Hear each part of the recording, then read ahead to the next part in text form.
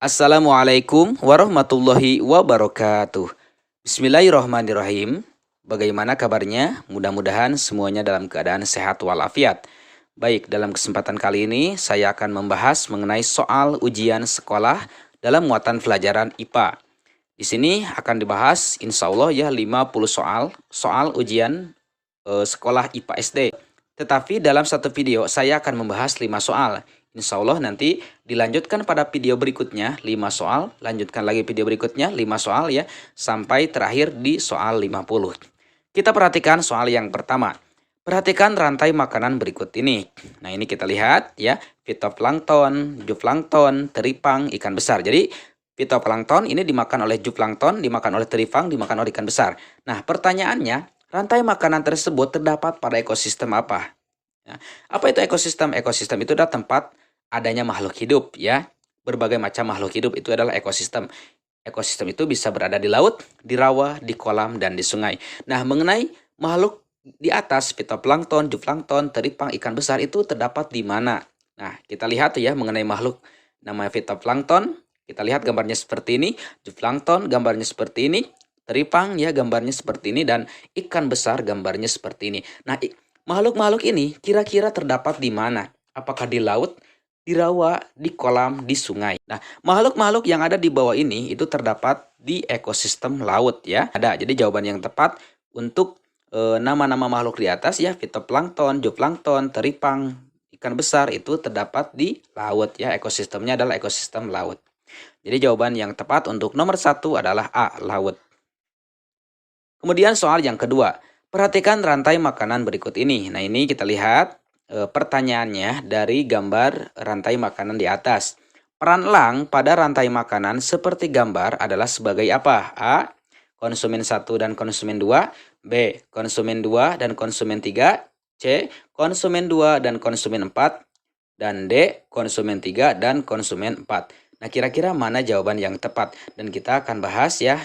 Apa itu yang disebut dengan konsumen 1, konsumen 2, dan seterusnya. Pada sebuah ekosistem terdapat banyak komponen. Komponen-komponen ekosistem itu sebagai berikut. Yang pertama, ada yang disebut dengan produsen. Semua tumbuhan hijau adalah produsen. Kita lihat pada gambar rantai makanan di atas, di sini ada tumbuhan. Ini adalah sebagai produsen. Semua tumbuhan hijau adalah produsen dalam sebuah ekosistem. Produsen artinya penghasil, yaitu menghasilkan bahan-bahan organik bagi makhluk hidup lainnya. Contoh produsen adalah seperti padi, ubi, singkong, sagu, jagung, dan tomat. Nah itu adalah sebagai produsen. Kemudian, apa itu yang disebut dengan konsumen 1, konsumen 2, konsumen 3? Konsumen 1 adalah makhluk hidup yang memperoleh energi langsung dari produsen. Contohnya di sini misalkan tikus. Nah, tikus ini kan memakan produsen atau memakan penghasil atau memakan tumbuhan. Nah, kemudian di sini ada lagi burung. Burung dan tikus ini adalah sebagai konsumen tingkat 1 karena ini langsung memakan produsen gitu ya. Dia memperoleh energi, kekuatan langsung dari produsen. Kemudian yang kedua, ada lagi yang disebut dengan konsumen tingkat 2. Konsumen tingkat 2 adalah makhluk hidup yang memperoleh makanan dari konsumen tingkat 1. Contohnya di sini adalah elang. Ya, elang ini memakan konsumen tingkat 1 atau elang memakan tikus, sedangkan tikus disebut dengan konsumen tingkat 1. Nah, seperti itu. Kemudian konsumen tingkat 3. Konsumen tingkat 3 adalah makhluk hidup yang memperoleh makanan dari konsumen tingkat 2. Contohnya adalah elang. Nah, elang ini ya sebagai konsumen tingkat 3. Kita perhatikan ya, tumbuhan dimakan oleh burung. Burung sebagai konsumen 1. Burung dimakan oleh serigala, berarti serigala sebagai konsumen 2. Kemudian serigala dimakan oleh elang, berarti elang di sini sebagai konsumen tingkat 3. Nah, jadi selain konsumen tingkat 2, elang di sini sebagai konsumen tingkat 3 juga. Jadi jawaban yang tepat untuk soal nomor 2 adalah konsumen 2 dan konsumen 3 ya. Jadi jawabannya adalah yang B. Selanjutnya, soal nomor 3. Contoh hubungan antara makhluk hidup yang membentuk simbiosis mutualisme adalah, kita perhatikan A, B, C, atau D. A. Anggrek menempel di pohon durian. B. Tali putri dengan tumbuhan inangnya. C. Kupu-kupu dengan bunga pohon mangga. D. paku tanduk rusa menempel di pohon sawo. Nah, kira-kira jawabannya yang mana? Nah, di sini kita bahas dulu apa yang dimaksud dengan simbiosis. Simbiosis itu adalah hubungan ya antar makhluk hidup. Nah, mengenai simbiosis itu ada 4 ya. Mutualisme, parasitisme, komensalisme, dan amensalisme. Dan kita ingat ya, singkatannya adalah MUPAKOAM. Simbiosis, MUPAKOAM. Mu-nya mutualisme, Pa-nya parasitisme, Ko-nya adalah komensalisme, Am-nya adalah amensalisme. Nah, kita lihat apa itu mutualisme, apa itu parasitisme, dan yang lainnya. Tapi di sini dibahasnya adalah secara acak. Yang pertama kita lihat simbiosis komensalisme. Simbiosis komensalisme adalah hubungan ketergantungan antara makhluk hidup, di mana satu pihak diuntungkan, namun pihak yang lainnya tidak dirugikan. Contohnya, misalkan anggrek dan berbagai jenis paku-pakuan hidup menumpang pada tumbuhan lain. Anggrek dan paku-pakuan mendapatkan tempat hidup yang dapat terjangkau sinar matahari yang membantu mereka berfotosintesis. Tumbuhan yang ditumpangi tidak diuntungkan maupun tidak dirugikan ya. Jadi anggrek yang menempel ya pada tumbuhan lainnya, seperti contoh anggrek menempel pada pohon durian. Buat anggrek dia merasa diuntungkan karena bisa berfotosintesis, tetapi bagi pohon durian itu tidak merasa dirugikan, tidak merasa diuntungkan. Jadi biasa-biasa aja buat pohon durian gitu ya.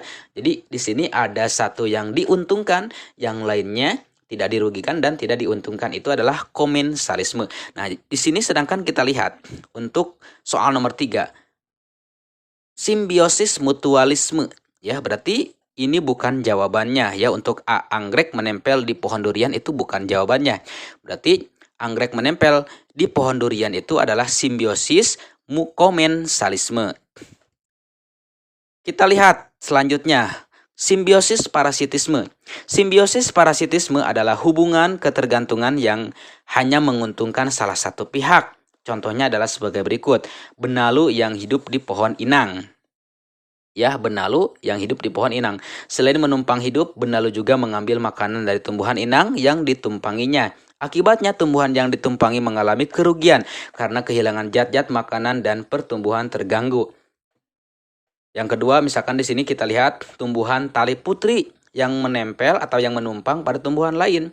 Tumbuhan tali putri tidak bisa membuat makanan sendiri. Tumbuhan ini menghisap zat-zat makanan dari tumbuhan yang ditumpanginya sehingga menghambat pertumbuhan inangnya. Nah, di sini kita lihat di jawaban yang B.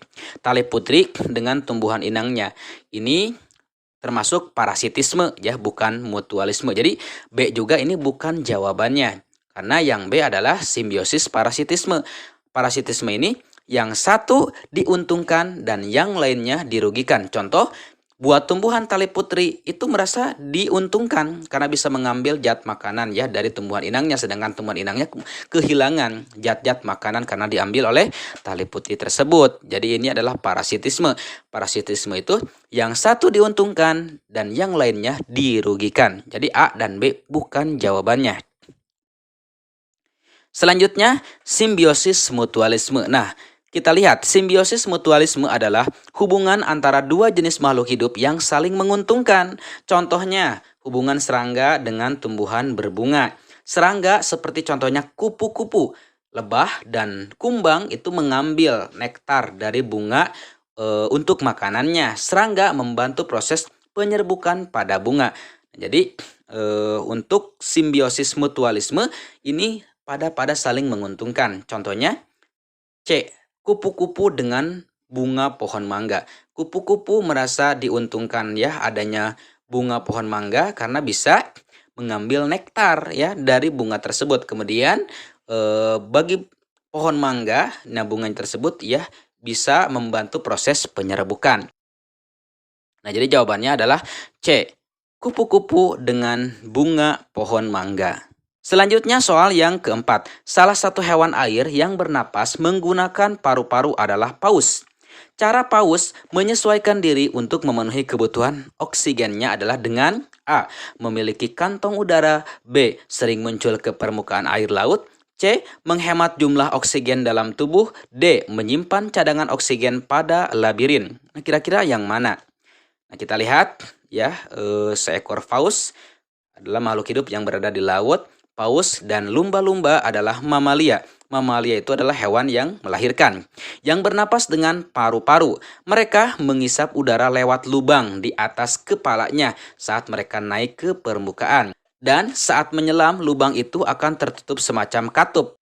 Kapasitas udara yang besar sekali menarik napas membuat mereka bisa bertahan lama di bawah air. Dan jadi jawaban untuk soal nomor 4, cara paus menyesuaikan diri untuk memenuhi kebutuhan oksigennya adalah dengan cara sering muncul ke permukaan air laut. Jadi mereka mengisap udara lewat lubang di atas kepalanya saat mereka naik ke permukaan.